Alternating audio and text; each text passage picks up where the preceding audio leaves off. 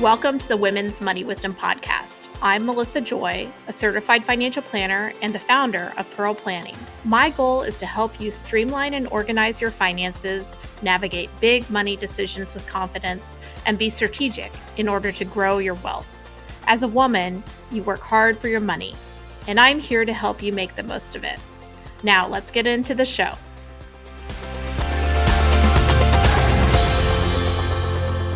Have you looked at the cost of college and thought about saving for college for your kids and just thought, why even start? It is just too expensive, too complicated. I've got too much going on.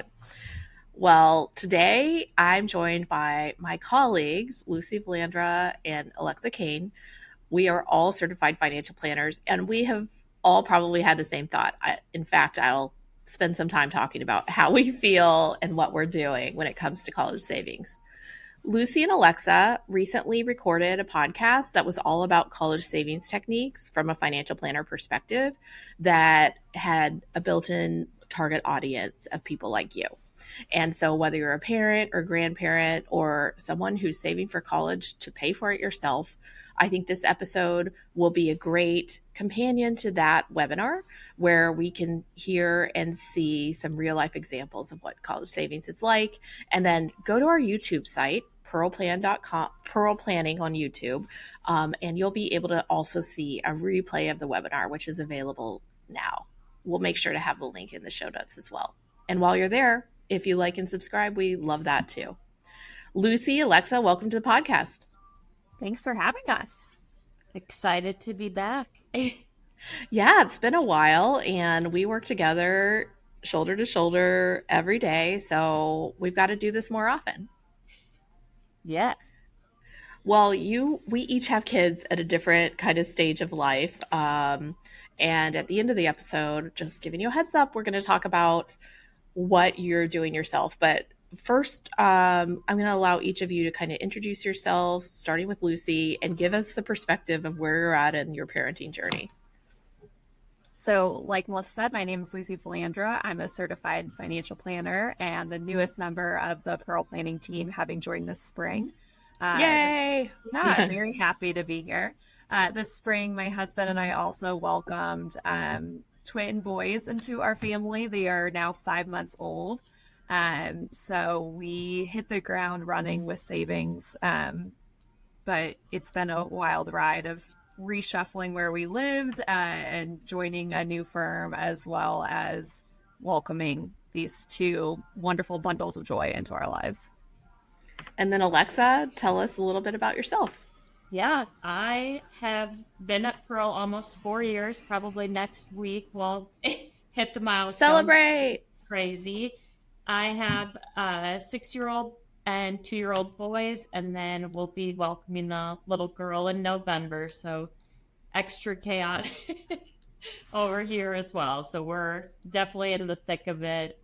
And then, Melissa's on that next phase with the little bit older kids and one starting to make some money. So that's make and spend. That's what's happening with that one. But I have a 5th grader who's 11 and a kid who my son will be is sophomore. So we're thinking about college now, or, what that means for him. And we've been thinking about this college savings in a theoretical perspective for a long time. I think all of us use 529 accounts, correct?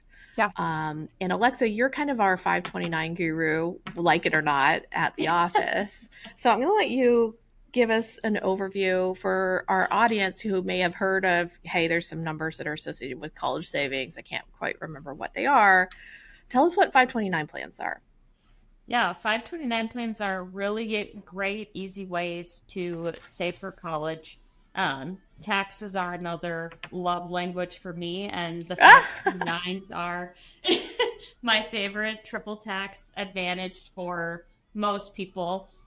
Michigan has a state tax deduction available, and then there's 30 states that offer some sort of credit or deduction on contributions. So in most cases, there is that advantage right away, and then the accounts grow tax deferred. So any growth inside of there. There's no tax implications while it's in the 529 account. So getting money in early and often allows it to really just grow and accelerate. And then when you go to take the money out, if it's for a qualified expense, there's no tax implications on that. So a tax break on the beginning, no taxes in the middle, and no taxes at the end. It just really is very powerful. And the qualifying expenses for 529s has really expanded. So it's room and board, not only at four-year schools, there's trade schools, certified apprenticeship programs. You can also use it for K through 12 school if it's private school tuition that you've decided to pursue. And then also $10,000 can be used to pay down student loans on the other side. So there's a lot in there, books, room and board. There's just so many things. And then a lot of flexibility. If one child decides not to go to school, you can change the beneficiary to another child. There are just so many advantages there, and really flexible, because with the 6-year-old and a 2-year-old, it's kind of a toss up of what they'll end up doing down the road. But just knowing that, hey, maybe it's baby number 3 that will end up using all all the 529. But lots of great tax incentives, and then just the power of saving over time is also great there. I also think it's under discussed that just having that account that's like really locked into college savings is a great like psychological behavioral barrier to accidentally spending money on something else. So I know some people are like, I just want to have an investment account, taxable account, or sometimes a Roth account. They've gone on a Reddit thread, they've listened on TikTok, and they're like, 529s, they're not cool. You can't trade a bunch in them, which is actually, I think, a feature, not a bug.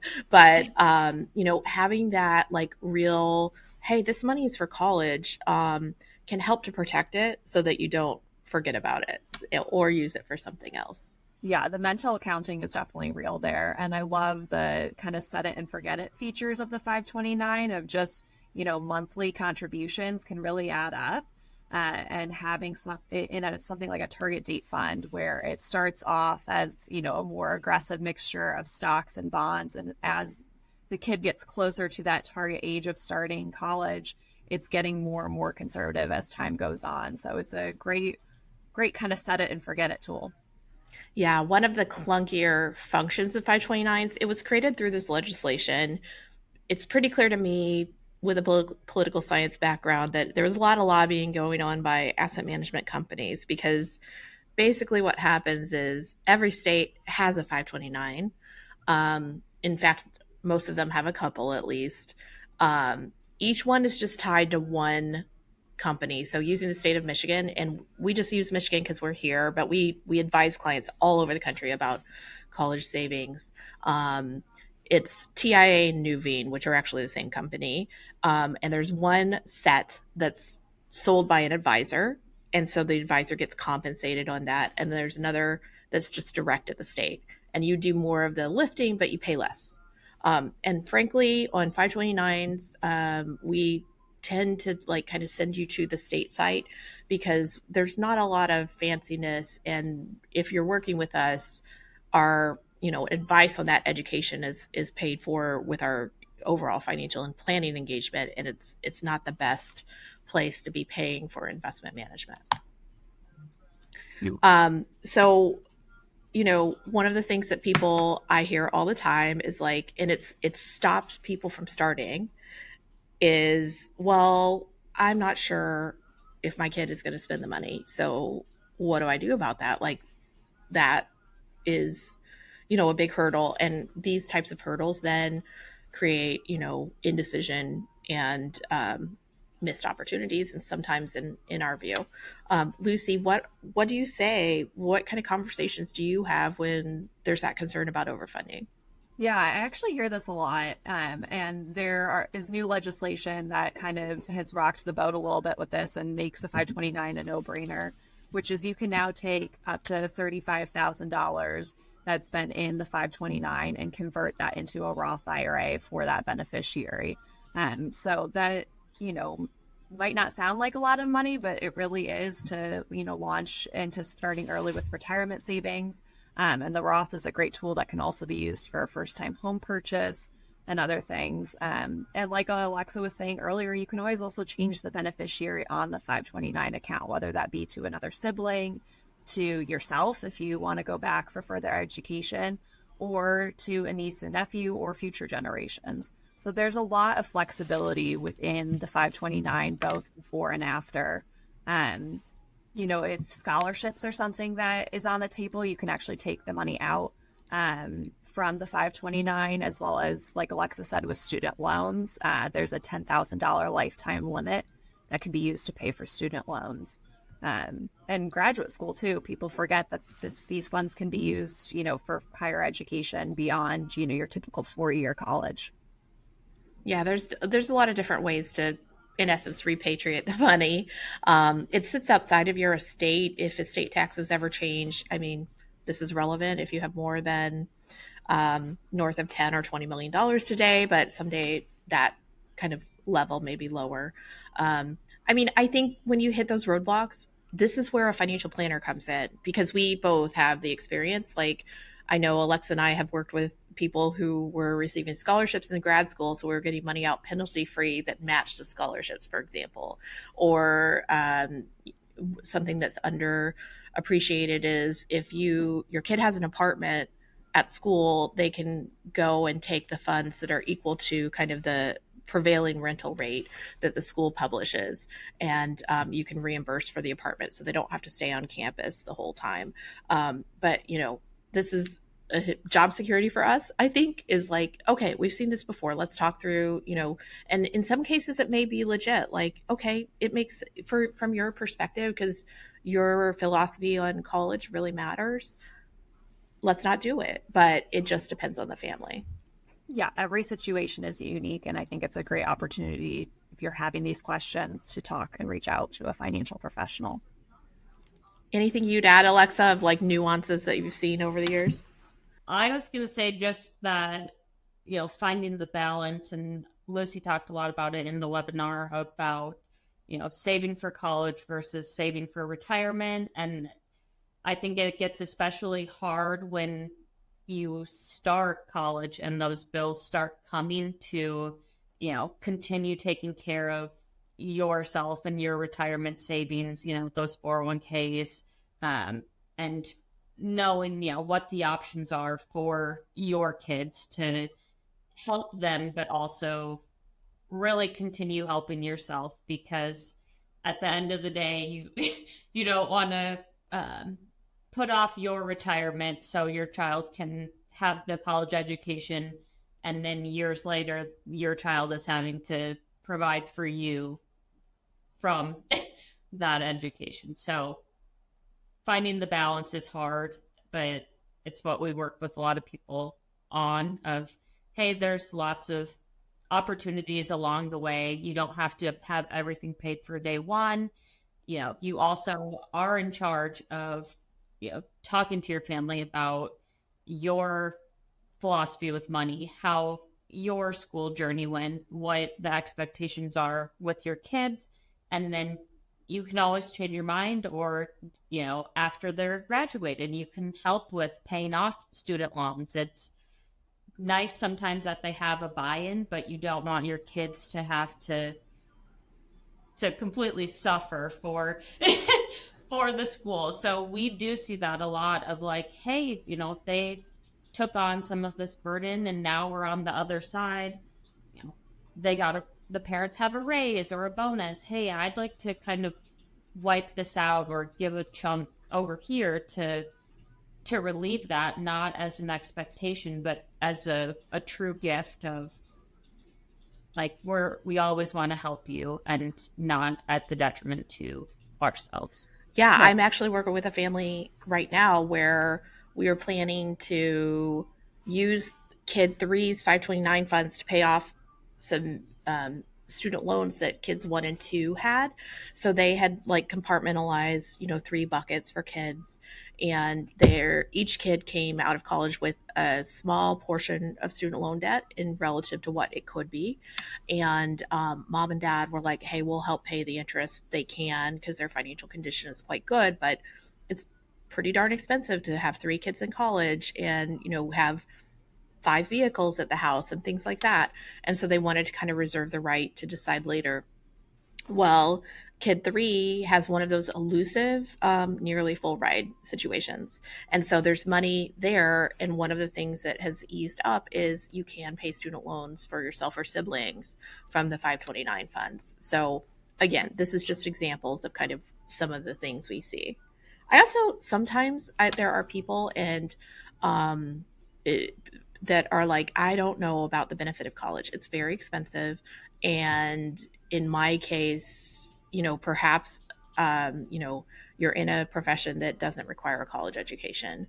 Um, you know, I have an opinion that is that college gives you a better statistical probability. But what do you guys think? And that's not to poo-poo that point of view. It's just like we're editorializing today and say how we really feel. So we're giving our own perspective. Yeah, Alexa referenced a great study in the webinar that showed on average how much more you can make over your lifetime with a college education. So there really is true monetary benefit for college education. And, on the flip side of that coin, some sort of, credential, whether that be through trade school. Absolutely.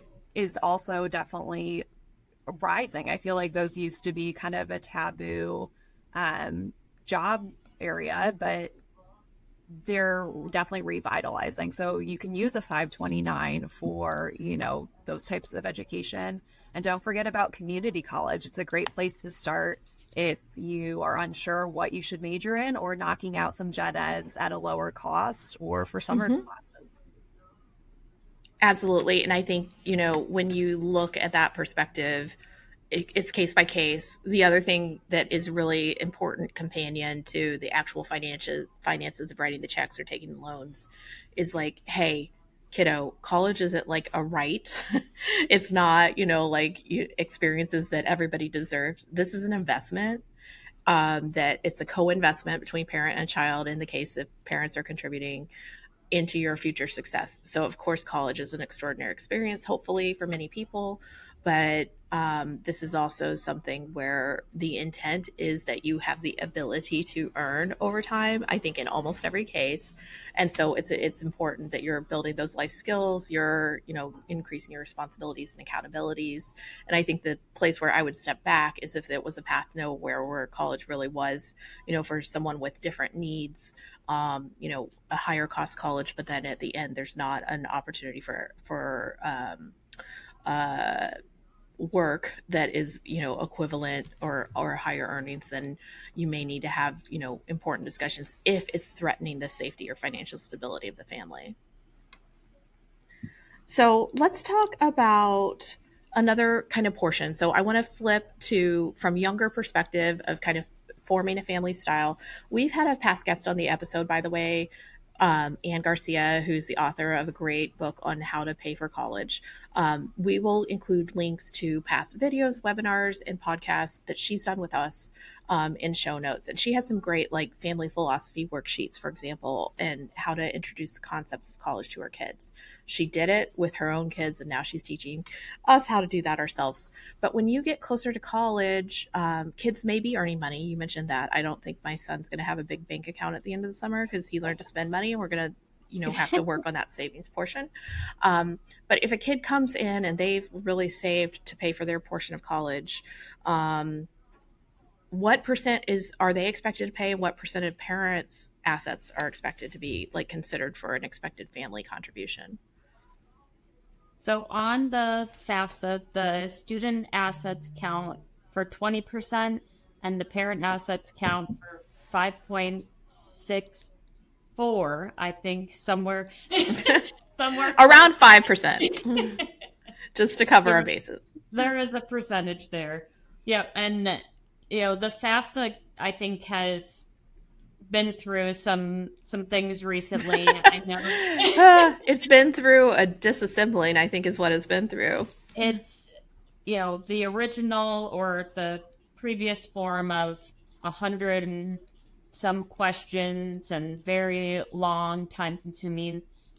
They've done a revamp now. It's 36 questions. There's a way to kind of connect your tax return to the FAFSA, which in theory will make it easier. People who were around last year saw the first attempt on the revamp, and it was filled with lots of bugs and um, kind of issues just with the change. But in theory, it should be a more streamlined um, approach. And then already for this, Someday. they've moved the date to open up December 1st this year. Typically, it's earlier in the fall, but the hope is that it's easier for people to complete and to get that on their file. Um, Hopefully, I'm Fingers optimistic crossed. that this year will be better. And Ann Garcia does have some great blog posts about the FAFSA, and then as things change, they're making updates each year, just tweaks and that stuff. But she's a great resource because that is its own kind of animal, and just like student loans as well are a, a big topic and a big thing to tackle on the reverse side. Yeah, and Absolutely. FAFSA isn't limited just to those that might need student aid. We really encourage any family to fill it out, even with hopefully less of a headache than it is now than it used to be. But it's important, and it can surprise you how it might be able to help no matter what your economic situation is. The one thing I encourage families to take with an extreme grain of salt is there are some situations where people specialize in kind of moving around your assets to get more aid. Um, Very leery about like moving assets exclusively into annuities, for example. Um, that is kind of a annuity insurance selling wolf that's in sheep's clothing trying to help you with your kids' college finances. So be careful if you like really feel like you're behind the eight ball because you waited to save. Or perhaps you have a job interruption and you were in a income household to one. Have a realistic conversation about what you could actually qualify for when it comes to student aid, because you may be able to qualify for a lot. I know a two income family who is like right in the middle class lane or upper middle class who has a kid with a nearly full ride to University of Michigan this year. That's because there are more generous financial aid packages in many cases, and the sticker price of college is not always the price that you're going to take home. But do be careful if it sounds too good to be true. It may be, and also it may impact your general financial condition, which is not like college is something that's a portion of your life, not all of your life. You don't want to compromise your retirement readiness because you were feeling under the gun about college. Right. There are so many options to pay for college, and we see it in the webinar. There's a great chart that looks at all the different combinations that families on average use. It's not just, the 529. It's a combination of parents' cash flow of having kids out of the house. It frees up a little bit more cash, as well as, student loans, parents taking out some student loans, scholarships, grants, gifts from families and friends. But you need to be able to, we jokingly say, put your own oxygen mask on first and make sure that you're saving for retirement, because there's no plan B for your retirement. Absolutely. Well, let's talk in our own words about what we're doing for college. And then I have a surprise question after. I'm going to ask you, not surprise.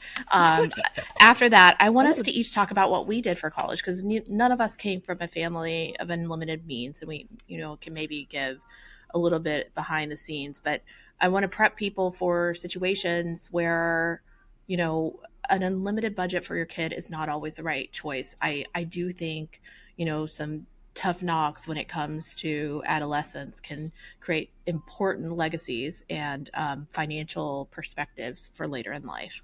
But let's start youngest to oldest. So I'll start with you, Lucy. What have you talked with your husband Tom about when it comes to saving for college, and what have you guys have like as your initial idea or insight about what you're going to do? So we've both been very lucky and very supported by our families. I should preface by saying my wonderful mother-in-law also is a financial planner. So Yay! I was pressured before we even left the hospital to have 529s open. And so we did. And we have been contributing monthly to those, and have family and friends that are also in this profession that have already contributed that we feel very blessed about. But they're by no means going to be fully funded by the time they go to college. So we've talked about, we definitely want to help them out if we're able to, and potentially take out, parent loans if we need to. But also we want our boys to have some skin in the game too. If college is something that's important to them, taking out student loans, and doing that kind of combo platter is most likely what we're going to do, even though that feels light years away. How about you, Alexa? I also I started my 529s very early because that's our world. Saving monthly, the Michigan 529s have a great little code you can send out to family, and hey, the 1-year-old doesn't need any more light up toys. You can get a little toy and put the rest in the 529. So it was, training grandmas and grandpas to do that, because that's a great gift for them. And for our family, I mostly I have decided that we're going with the, hey, you are going to have a bucket. It will be probably pretty equal for all three kids, and really having those decisions about, this bucket could fund community college for the 2 years and get you to 4 years. It could get you, a couple years at this big school. And then the other years, you can figure it out, and really giving them, the options, and of course helping them through those choices. Um, but ultimately, don't let Patrick and Joe listen. But on the backside, I do feel it will be a situation where, hey, you've carved out your path, but once you're done with school, I can help with paying back loans or giving you a start. If they go a route that uses the 529s, it may be helping in other ways that we see fit, but not committing to a 4-year plan. I love that. So I'll just give you, I have a 529 for each kid. That's another thing to think about is they're really flexible to go amongst siblings. So sometimes people are like, it's just too much for me to figure out if you start at a different time period where they're each a different staggered age. Just start with one. That's fine.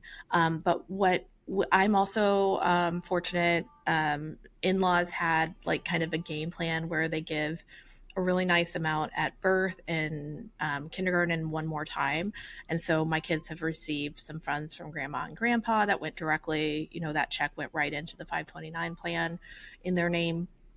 And then we were really kind of felt the pressure of the cost of daycare when our kids were younger, and didn't feel like we had a ton of extra money. And I was kind of playing catch up on retirement while, just having kind of bootstrapped it in my 20s and really started accumulating money in my 30s when I was also having kids, and was buying into a partnership in my former firm. So I didn't have as much money. And so I just pulled up, actually, I can see my 529 like contributions, and we got that grandma gift in the beginning. And then sure enough, like right when kindergarten starts and the daycare goes down, I see another big, like that's when we started contributing.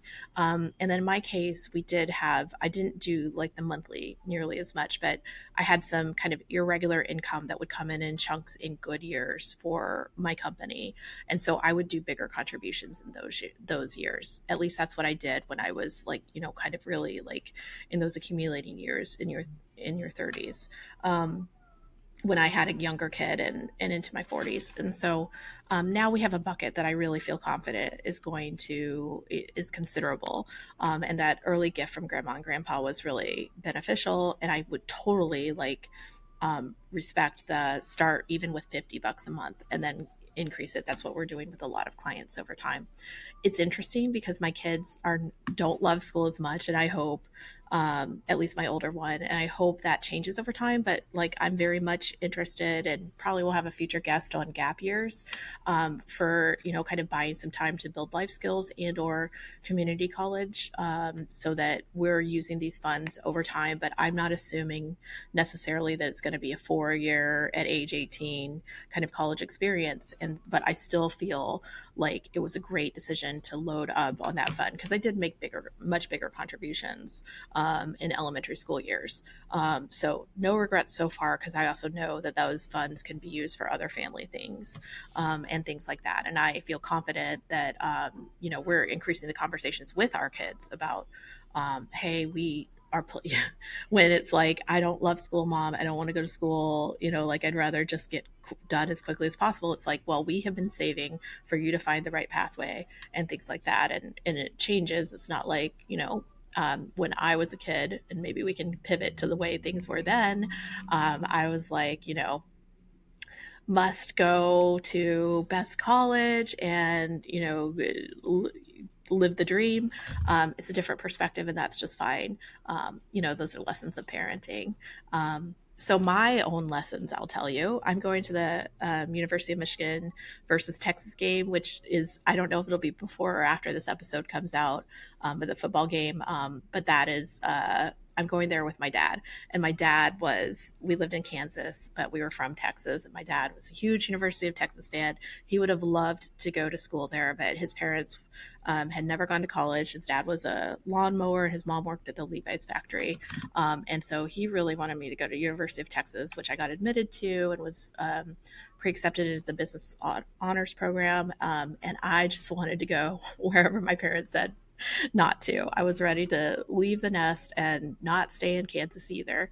And I went to University of Michigan. So along the way, my dad did pay for a portion.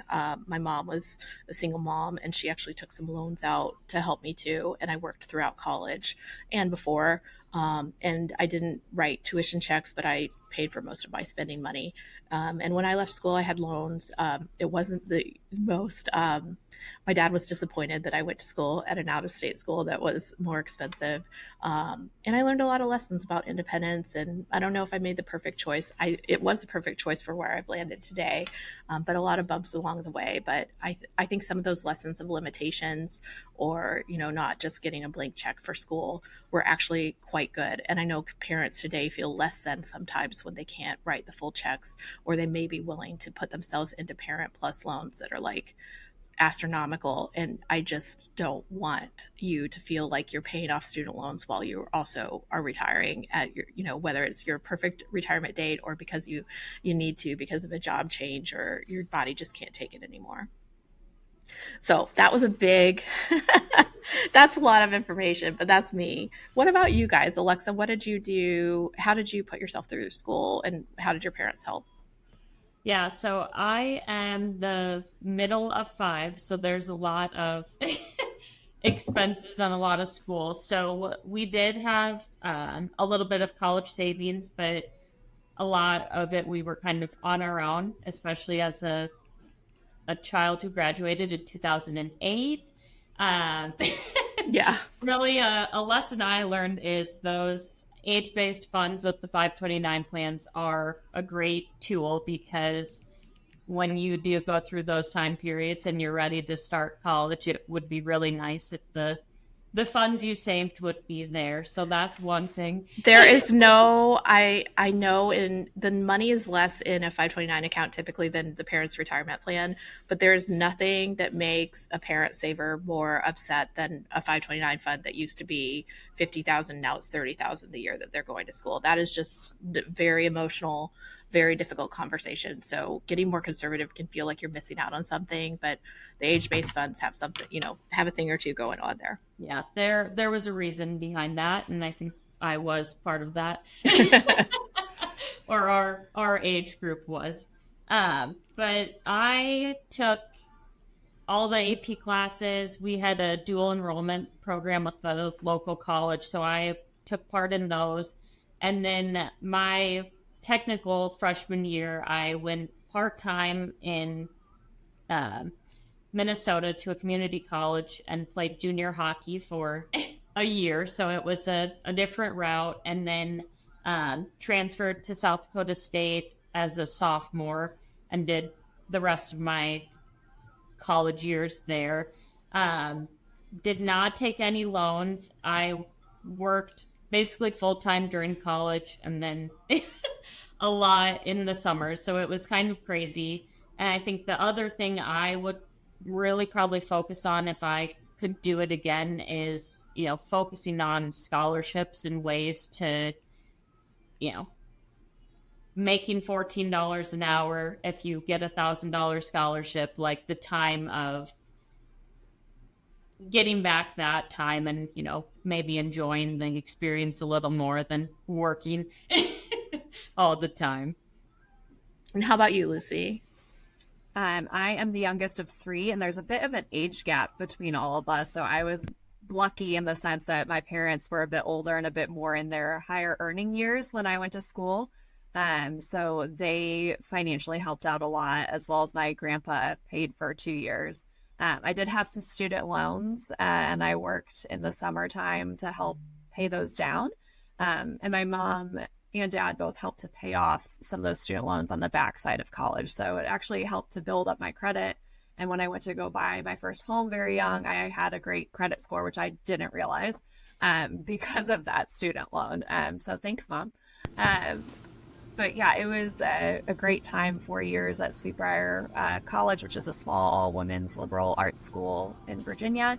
And we kind of did the general mix of everything. And that worked out well for me. And I hope that I can do something similar for my kids, because it was nice to not have a ton of pressure during the school year. I could just focus on being a student, enjoying that experience, and being on sports teams, which I loved.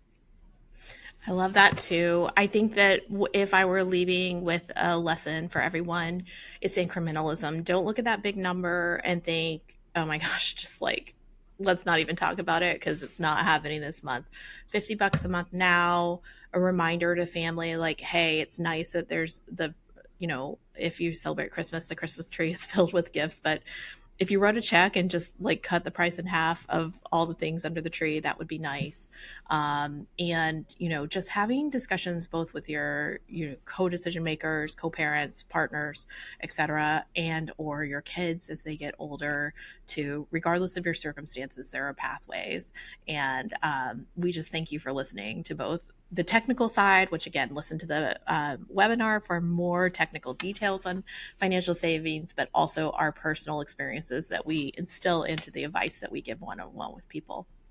If you enjoyed the episode, please like, subscribe, leave us a review, and we're always available to hear future episodes that you'd love to hear about. So if you have ideas of what you want to hear, please let us know. Have a great day.